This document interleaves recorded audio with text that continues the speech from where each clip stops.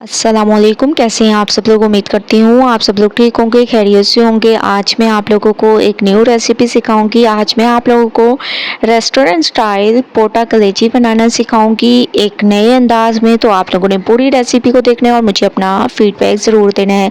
सबसे पहले मैंने कढ़ाई में ऑयल ले लिया, इसमें मैंने 3 अदद प्याज डाल दी। प्याज को थोड़ा सा सॉफ्ट कर देंगे, उसके बाद चलेंगे नेक्स्ट स्टेप की तरफ।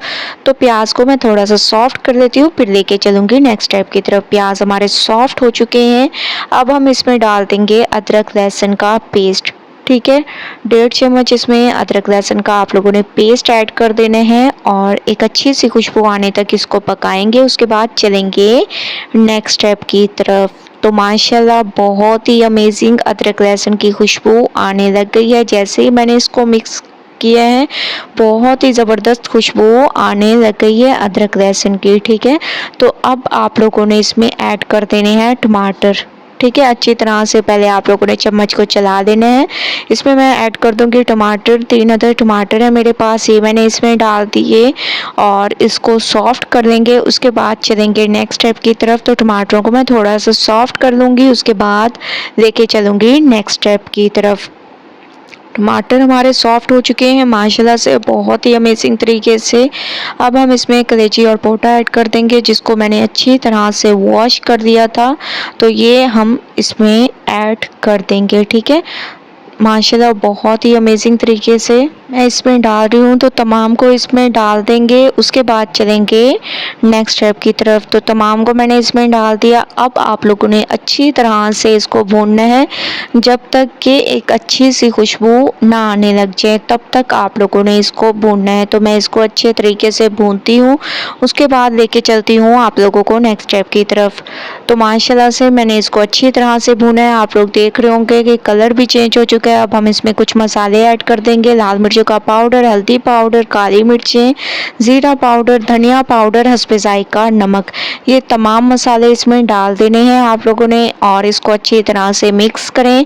इसके साथ साथ आप लोगों ने 1 कप तक इसमें दही भी ऐड कर देना है इसके टेस्ट में इजाफे के लिए। तो 1 कप तक मैं इसमें दही ऐड कर दूंगी, जिससे इसके टेस्ट में इजाफा होगा। तो ये आप लोगों ने इसमें डाल देने हैं और अच्छी तरह से इसको मिक्स करना है। ऑयल सेपरेट होने तक मैं इसको भूनूंगी, उसके बाद लेके चलूंगी आप लोगों को नेक्स्ट स्टेप की तरफ।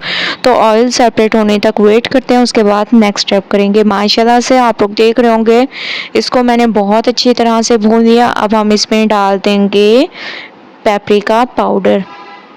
ठीक है, ये ऐड करने का मकसद ये होता है कि इसका कलर बहुत ज़बरदस्त आता है और जो इसमें मिर्चें बिल्कुल भी नहीं होती, बस इससे कलर बहुत ज़बरदस्त हो जाता है। ठीक है, इसके साथ साथ हरी मिर्चें इसमें डाल देंगे। तो आप लोगों ने इसमें हरी मिर्चें ऐड कर देनी है और इसमें थोड़ा सा हरा धनिया भी ऐड कर दें इसकी खूबसूरती में इजाफे के लिए।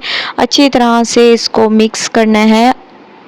इसके साथ साथ तो आप लोगों ने इसमें लहसुन के जवे भी ऐड कर देने हैं। ठीक है, इन तमाम चीज़ों को अच्छे तरीके से आप लोगों ने मिक्स करना है। अब आप लोगों ने दोबारा से इसकी भुनाई करनी है।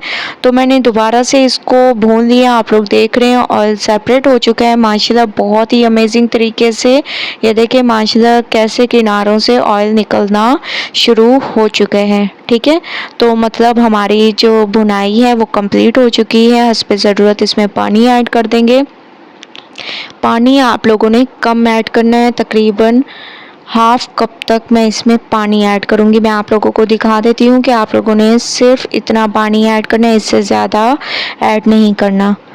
ठीक है, थोड़ा सा मज़ीद इसमें ऐड कर देंगे। ये 1/2 कप हो गया हमारे पास। ठीक है, 1/2 कप तक आप लोगों ने इसमें पानी का ऐड करना है और अच्छी तरह से चम्मच को चला लेना है। बिल्कुल हल्की आंच पर 10 मिनट के लिए इसको पकाएंगे, उसके बाद चलेंगे नेक्स्ट स्टेप की तरफ। तो 10 मिनट के लिए मैं इसको पकाती हूँ, उसके बाद लेके चलूँगी नेक्स्ट स्टेप की तरफ।